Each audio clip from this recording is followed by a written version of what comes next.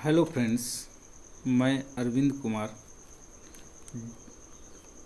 ज्ञानोदय समेकित संस्थान जलालपुर अम्बेडकर नगर से DED CID के paper 3 teaching strategies and material development के यूनिट 2 टीचिंग टेक्निक्स शिक्षण तकनीकी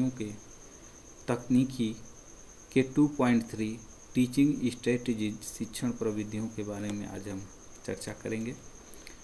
शिक्षण प्रविधियाँ अर्थात पढ़ाने के दौरान उपयोग की जाने वाली जो प्रविधियाँ हैं वो निम्नलिखित हैं। इसमें पहला है टास्क एनालिसिस कार्य विश्लेषण, दूसरा है प्रॉम्प्टिंग अनुबोधन या सहयोग, तीसरा है फेडिंग मंदता या कम करना, चौथा है शेपिंग आकार देना या ढालना, पांचवा है चेनिंग श्रृंखलाबद्धता। तो आइए देखते हैं इन पांचों शिक्षण प्रविधियों का हम विस्तार से अध्ययन करते हैं। इसमें पहला है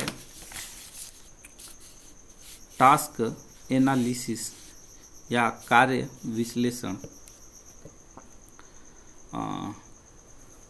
मानसिक मंद बच्चों को कोई कार्य एक साथ करने में कठिनाई होती है, जिससे उस कार्य को वे एक साथ करने में असफल हो जाते हैं। इसलिए इनके लिए किसी कार्य को उपभागों में सीखने की कार्य विधि अपनाई जाती है, जिसे कार्य विश्लेषण कहते हैं। अतः कार्य विश्लेषण वह कार्यनीति है जिसमें कार्य को छोटे व सरल क्रमबद्ध भागों में बांटा जाता है। मानसिक मंद बच्चों को कार्य सीखने के लिए कार्य विश्लेषण सबसे प्रमुख कार्यनीति है। इसके द्वारा कार्य की जटिलता को सरलता प्रदान की जाती है। कार्य विश्लेषण का प्रमुख उद्देश्य कार्य विशेष को सीखने की विधि को सरल बनाना है। इसका प्रयोग अभिभावक, शिक्षक या परिवार का कोई भी व्यक्ति सदस्य बच्चों को कार्य सिखाने में कर सकता है। कभी कभी मानसिक मंद बच्चों को क्रिया सीखने के दौरान कार्य विश्लेषण के उप कार्यों में से किसी उप कार्य को सीखने में परेशानी होती है। ऐसी दशा में उप कार्यों को अलग से पुनः छोटे छोटे उप कार्यों में बांटकर सिखाया जाता है, जिसे टास्क स्लाइसिंग कहते हैं। इस तरह से कार्य विश्लेषण वह कार्यनीति या कार्य विधि है जिसमें हम कार्य को छोटे छोटे चरणों में विभक्त करते हैं, जिससे कि और उन छोटे छोटे चरणों को हम बारी बारी से सिखाते हैं, जिससे कि कार्य को सीखने में जो है कि आसानी होती है। मानसिक मंद बच्चे को यह प्रविधि इस्तेमाल करने से उन्हें कार्य को सीखने में काफ़ी सरलता होती है और वो आसानी से कार्य को सीखते हैं। तो कार्य विश्लेषण का प्रमुख उद्देश्य है कार्य की जटिलता को सरलता प्रदान करना और कार्य को सरल बनाना। मानसिक मंद बच्चों के प्रशिक्षण में अभिभावक, गार्जियन या शिक्षक जो हैं कार्य को सिखाने में प्रशिक्षण में इस प्रविधि का इस्तेमाल करते हैं, तो उससे कार्य मानसिक मंद बच्चा बहुत आसानी से सीखता है। कभी कभी कार्य को जब हम छोटे छोटे जिन चरणों में विभक्त किए हैं, तो उन उप कार्यों को या जिन उपभागों उप कार्यों में विभक्त किए हैं, तो उन उप कार्यों में से भी किसी उप कार्य या किसी चरण को सीखने में बच्चे को कठिनाई होती है, तो ऐसे में हम उस उप कार्य या उस उप चरण को भी हम छोटे छोटे उप कार्यों में बांटते हैं, जिसको हम टास्क स्लाइसिंग कहते हैं। तो कार्य विश्लेषण करते समय हमें कुछ बातों का ध्यान रखना चाहिए या कुछ बातों का ध्यान रखकर हमें जो है कि कार्य विश्लेषण करना चाहिए। सर्वप्रथम जो कार्य सीखना है उस कार्य को हम लिखें। अब बच्चे की योग्यता को देखते हुए उपभागों में विभक्त करें। बच्चे को योग्यता को देखते हुए हम कार्य का कार्य विश्लेषण करें। उसके योग्यता या क्षमता के अनुसार कार्य को चरणों में विभक्त करें। क्रम से सूचीबद्ध करें तथा जिन कार्यों को सीखने में कठिनाई हो उन उप कार्यों को अलग से लिखें। कार्य को या उसके उप चरणों को हमें क्रम से सूचीबद्ध करना चाहिए और जिन उप कार्यों उप चरणों को भी करने में कठिनाई हो रही है उनको अलग से हमें सूचीबद्ध करना चाहिए या उन्हें अलग से हमें लिखना चाहिए।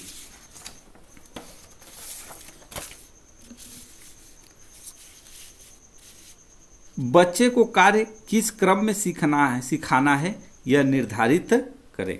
बच्चे को कार्य किस क्रम से सिखाना है यह हमें निर्धारित करना चाहिए। तो कार्य विश्लेषण में कार्य को उप कार्यों या चरणों में विभक्त करने के लिए कुछ निम्न तरीकों को हम अपनाते हैं, जिसमें पहला है दूसरों को देखकर। दूसरों को देखकर अर्थात इस प्रविधि में हम कार्य को दूसरों को करते हुए देखते हैं और ठीक जैसे जैसे वो कार्य को कर रहा है वैसे वैसे वो स्टेप बाय स्टेप ठीक उसी तरह से हम उसको लिख लेते हैं। लेकिन इसमें कार्य जो आदमी कार्य को कर रहा है या प्रदर्शन कर रहा है वह आदमी उस कार्य में दक्ष या निपुण होना चाहिए। दूसरा है स्वावलोकन। इसमें हम उस कार्य को स्वयं करते हैं और जैसे जैसे करते हैं उसके प्रत्येक चरण को ठीक वैसे वैसे हम लिख लेते हैं। तो इस तरह से भी प्रत्येक चरणों को लिख लेने पे इस तरह से भी कार्य विश्लेषण हम करते हैं। तीसरा है पश्चगामी श्रृंखला। इसमें कार्य के चरणों को कठिनाई को ध्यान में रखकर उपकार्य बनाते हैं। कठिनाई को घटते हुए क्रम में लिखते हैं, अर्थात सबसे कठिन कार्य को सबसे पहले, उससे आसान, उससे आसान, उससे आसान, इस तरह से जटिलता से सरलता की ओर हम जो है कार्य को उपचरणों में विभक्त करते हैं। तो सबसे पहले हम इसमें चरणों को कठिनाई को घटते हुए क्रम में लिखते हैं। इस विधि में अंतिम चरण को पहले लिखते हैं और फिर प्रथम चरण तक पहुंचते हैं। चौथा है बुद्धि चक्र।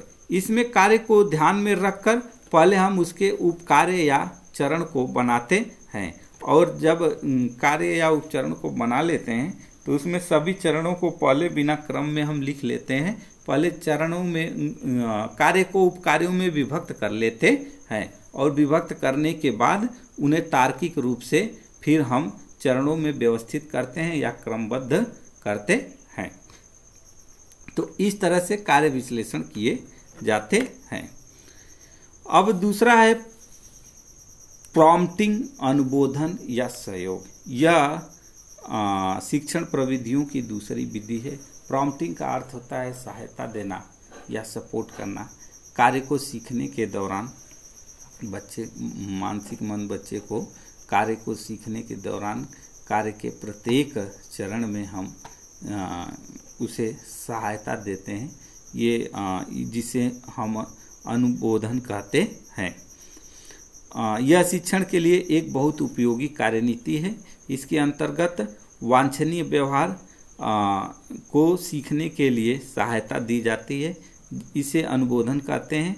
यह निर्भर करता है कि बच्चे की योग्यता कैसी है, अर्थात जैसी योग्यता रहती है उस हिसाब से उसे बच्चे की जैसी योग्यता रहती है उस तरह से उस हिसाब से उसे अनुबोधन या सहायता की ज़रूरत पड़ती है। यह निम्न प्रकार का होता है, जिसमें पहला है वर्बल प्रॉम्प्ट, बीपी, मौखिक अनुबोधन।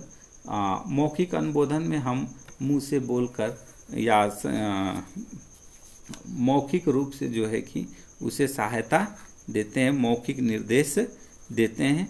इसके अंतर्गत विस्तार से हस्तचरण में मौखिक निर्देश दिए जाते हैं। दूसरा है फिजिकल प्रॉम्प्ट, शारीरिक अनुबोधन, जिसे पीपी कहते हैं। इसके अंतर्गत हम कार्य में जहाँ बच्चे को शारीरिक सहायता की ज़रूरत होती है तो हम बच्चे को शारीरिक सहायता देते हैं। जैसे शारीरिक सहायता देते हैं या जैसे मान लो बच्चों को कलम पकड़ने में लिखने में या कलम पकड़ने में परेशानी है तो हम उसे पीछे से हाथ उसका पकड़ के उसे जो है कलम पकड़वाते हैं और लिखवाते हैं। तो किसी बच्चे को कोई कार्य करने में शारीरिक सहायता प्रदान की जाती है, इसमें बच्चों को पूर्णतः या आंशिक सहायता दी जाती है। तो शारीरिक सहायता पूर्ण रूप से अगर उसे शारीरिक सहायता की ज़रूरत है तो उसे पूर्ण रूप से दी जाती है, या फिर आंशिक रूप से भी थोड़े मोड़े सपोर्ट से भी हम जो है कि अगर उसको आंशिक सहायता की ज़रूरत है तो आंशिक सहायता देते हैं। तीसरा है गेस्चरल प्रॉम्प्ट, सांकेतिक अनुबोधन। हम संकेतों से जो है कि इशारों या संकेतों से जो है कि बच्चों को जहाँ ज़रूरत है उसे सहायता देते हैं और बच्चा हमारे संकेतों और इशारों को समझ के जो है कार्य को करने लगता है।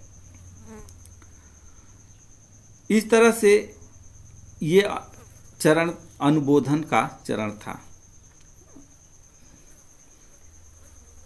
अब तीसरा चरण है फेडिंग। फेडिंग या मंदता या कम करना।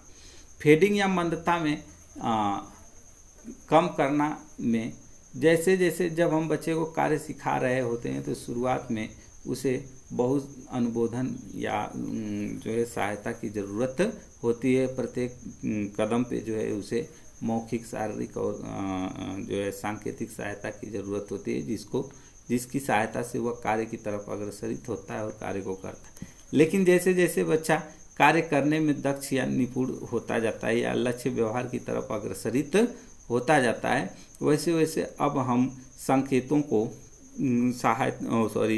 सहायता को कम करते जाते हैं। इस क्रिया को हम जो या अनुबोधन को कम करते जाते हैं। इसे जो है कि हम फेडिंग कहते हैं या मंदता कहते हैं। इसमें बच्चे को दी जाने वाली सहायता को धीरे धीरे कम किया जाता है जिससे कि वह उस कार्य को करना स्वयं सीख जाए। जैसे जैसे बच्चा काम करना सीखता जाता है, अनुबोधन या सहायता को धीरे धीरे कम कर दिया जाता है। अनुबोधन के देते समय कुछ बिंदुओं पे हमें ध्यान देने की आवश्यकता है। जहाँ तक संभव हो अनुबोधन तभी दें जब बच्चा क्रिया को सही ढंग से नहीं कर पाता है। हमें अनुबोधन या सहायता तभी देना चाहिए जब बच्चा कार्य को सही ढंग से नहीं कर पा रहा है, अर्थात अनावश्यक हमें सहायता नहीं देना चाहिए जिससे कि बच्चा पराश्रित हो जाता है या सपोर्ट पे ही काम करने का आदि या अभ्यस्त हो जाता है। अनुबोधन का प्रयोग कम से कम करें। जितना कम से कम आप अनुबोधन का प्रयोग करें, ज़रूरत हो तभी करें। बच्चे को स्वतंत्र रूप से कार्य करने का अवसर दें। अनुबोधन सांकेतिक या मौखिक भाषा में दें जिसका प्रयोग बच्चे करते हैं। जहाँ तक संभव हो शारीरिक अनुबोधन का बहुत कम प्रयोग करें और जितना हो सके सांकेतिक या मौखिक शब्दों से ही, मौखिक सहायता से ही उसे कार्य करना सिखाएं। और सांकेतिक या मौखिक अनुबोधन में भी आप उसी भाषा का प्रयोग करें जो कि वो बच्चा जानता हो या जिस भाषा को बच्चा समझता हो और बोलता हो। विभिन्न अनुबोधन का प्रयोग एक साथ भी किया जा सकता है। एक साथ कई अनुबोधन या कई सपोर्ट का, अर्थात मौखिक और जो है कि शारीरिक या सांकेतिक विभिन्न सहायता का प्रयोग एक साथ भी हम कर सकते हैं। बच्चे की योग्यता को ध्यान में रखकर अनुबोधन दें। हमें जो सहायता देना है वो बच्चों की योग्यता को रखकर ध्यान में दें, अर्थात जहाँ शारीरिक सहायता हमें की ज़रूरत है वहाँ मौखिक सहायता से काम नहीं चलने वाला है। तो बच्चे की योग्यता को ध्यान में रखकर ही हमें अनुबोधन देना चाहिए। जहाँ शारीरिक सहायता की ज़रूरत है वहाँ मौखिक सहायता से नहीं काम हो पाएगा, चल पाएगा, तो बच्चा नहीं सीख पाएगा। अनुबोधन शीघ्रता या जल्द से जल्द कम करें। जैसे जैसे बच्चा स्वतंत्र रूप से कार्य को सीखता जाता है और कार्य में आत्मनिर्भर होता जाता है, वैसे वैसे हमें सहायता को कम करना चाहिए और जितना जल्दी से जल्दी उसे कम करें। और जब बच्चा कार्य को पूरी तरह से सीख जाए तो हमें कार्य को बिल्कुल ही सहायता को बिल्कुल ही बंद या खत्म कर देना चाहिए। इस तरह से फेडिंग। अब तीसरी प्रविधि है, चौथी प्रविधि शेपिंग, आकार देना या ढालना। शेपिंग का अर्थ है धीरे धीरे विकसित करना, अर्थात शेपिंग कदम दर कदम पुनर्बलन देने की वह प्रक्रिया है जिससे कि बच्चा लक्ष्य व्यवहार की तरफ अग्रसरित होता है। अर्थात हम कार्य के स्टेप बाय स्टेप पुनर्बलन देके बच्चे को प्रेरित करते हैं, जिससे कि बच्चा कार्य को लक्ष्य व्यवहार को प्राप्त करने के लिए प्रेरित होता है और अग्रसरित होता है। जब हम मानसिक मंद बच्चों को कुछ सिखाना चाहते हैं तब बच्चे उस कौशल तब वे बच्चे उस कौशल विकास व्यवहार को कुछ अंश को कर पाते हैं और कुछ अंश को नहीं कर पाते हैं। ऐसे कार्य जो बच्चे कर लेते हैं उन्हें पुनर्बलन के द्वारा बेहतर ढंग से सिखाना शेपिंग कहलाता है। जब हम बच्चे को कोई कार्य देते हैं करने सीखें तो उसमें कुछ कार्य और कर लेता है और कुछ नहीं कर पाता है। जिन कार्यों को कुछ आंशिक ढंग से कर ले रहा है उन कार्यों को पुनर्बलन दे के हमें प्रेरित करके उसे और बेहतर ढंग से सिखाना ही शेपिंग कहलाता है। इसको सिखाने के लिए लक्ष्य को चुनें। हमें गोल सेलेक्ट करना चाहिए, हमें बच्चे के लिए लक्ष्य तय करना चाहिए कि हमें बच्चे को क्या सिखाना है। उससे संबंधित मौजूदा व्यवहार को चुनें और उस लक्ष्य को सिखाने के लिए किस कौशल किस व्यवहार को हमें सिखाना है उससे संबंधित व्यवहार को हमें चुनना चाहिए। बच्चे के पसंद या नापसंद को ध्यान में रखते हुए लक्ष्य का चयन करें। बच्चे के लिए जो हम लक्ष्य का चयन कर रहे हैं, निर्धारित कर रहे हैं, वो बच्चे के पसंद या नापसंद को ध्यान में रखकर ही हमें करना चाहिए। अर्थात अन्यथा बच्चा कार्य को सीखने में रुचि नहीं दिखाएगा। तथा जो व्यवहार लक्ष्य के नज़दीक हो उसमें पुनर्बलन दें और जो व्यवहार लक्ष्य के नज़दीक हो अर्थात जिस व्यवहार को बच्चा पूर्ण रूप से करने के स्तर में हो या पूर्ण रूप से करने के नज़दीक हो, उस वहाँ पे हमें पुनर्बलन देकर उसे जो है कि प्रेरित करना चाहिए। शेपिंग के अंतर्गत सिखाए गए व्यवहार को छोटे छोटे व्यवहार में बांट लें। शेपिंग के अंतर्गत जो व्यवहार या जो कौशल हम सिखा रहे हैं उसको हमें छोटे छोटे उप कार्यों में विभक्त कर लेना चाहिए। अब अगला है चेनिंग। चेनिंग का अर्थ है श्रृंखलाबद्धता। श्रृंखलाबद्धता में अर्थात इसमें जब हम मानसिक मंद बच्चे को कोई कार्य सिखाते हैं तो सबसे पहले हम कार्य को छोटे छोटे उप कार्यों या चरणों में विभक्त करते हैं और उन उप चरणों को क्रमबद्ध तरीके से और सरल और क्रमबद्ध तरीके से लिखते हैं और सरल और क्रमबद्ध तरीके से उसे सिखाते हैं। इसी को हम श्रृंखला बंधन कहते हैं।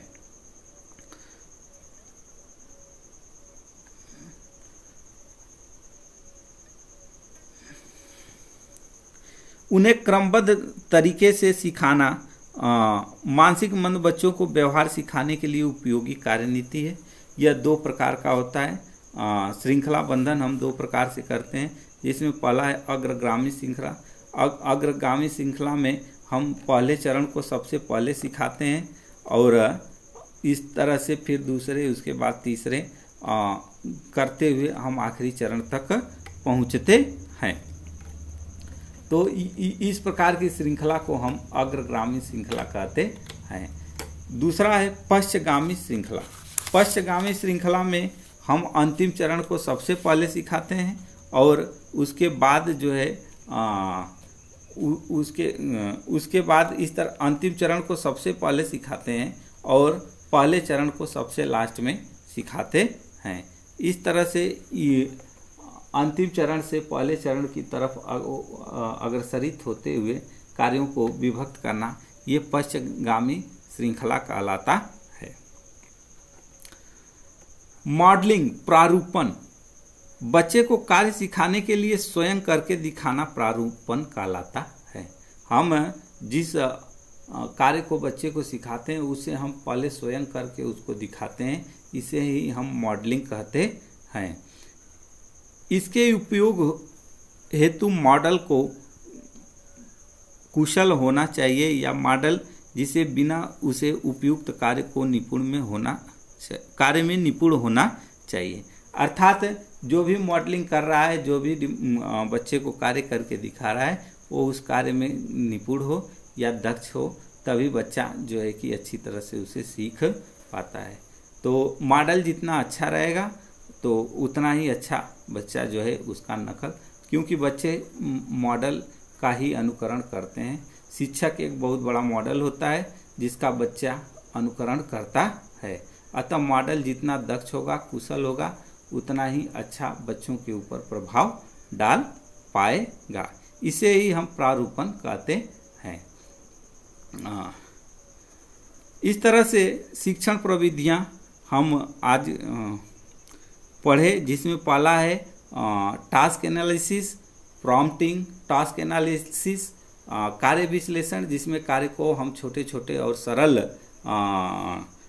चरणों में विभक्त करके बच्चों को सिखाते हैं, जिससे कि बच्चों को सीखने में आसानी होती है। दूसरा है प्रॉम्प्टिंग। प्रॉम्प्टिंग में हम बच्चे को कार्य को सिखाते समय प्रत्येक चरण में सहायता देते हैं, और ये सहायता 3 प्रकार के होते हैं: शारीरिक सहायता, मौखिक सहायता और सांकेतिक सहायता। इन सहायता के आधार पर हम सहायता देकर हम बच्चों को कार्य को सिखाते हैं। तीसरा है शेपिंग। शेपिंग हम कदम दर कदम प्रत्येक चरण में बच्चे को पुनर्बलित करते हैं, पुनर्बलन देते हैं, जिससे बच्चा जो है लक्ष्य व्यवहार की तरफ अग्रसरित होता है और लक्ष्य व्यवहार को प्राप्त करता है। चौथा है चेनिंग। चेनिंग में श्रृंखला बंधन। श्रृंखला बंधन में हम कार्य को छोटे छोटे सरल और क्रमबद्ध चरणों में विभक्त करते हैं, उसे और सरल और क्रमबद्ध चरणों में लिखते हैं और सरल और क्रमबद्ध चरणों में बच्चे को सिखाते हैं। और मॉडलिंग, प्रारूपण में हम बच्चे को जो है कोई कार्य स्वयं करके दिखाते हैं और वही देख के अनुकरण करके बच्चा सीखता है। इसे हम मॉडलिंग कहते हैं। मॉडल जितना दक्ष या कुशल होगा उतना ही अच्छा बच्चों के ऊपर प्रभाव डालेगा और बच्चे उतना ही अच्छा सीखेंगे। तो आज हम तो इससे संबंधित आज हम आप लोगों को 2 प्रश्न देंगे, जिसको आप लोग लिखेंगे और उसको व्हाट्सएप पे पोस्ट करेंगे। पहला क्वेश्चन है कि कार्य विश्लेषण किसे कहते हैं और कार्य विश्लेषण किसे कहते हैं। दूसरा क्वेश्चन है शिक्षण प्रविधियों का विस्तार से वर्णन कीजिए। शिक्षण प्रविधियों का विस्तार से वर्णन कीजिए। इस प्रकार इन प्रश्नों का आप जो है कि उत्तर लिख के पोस्ट करेंगे। Thank you.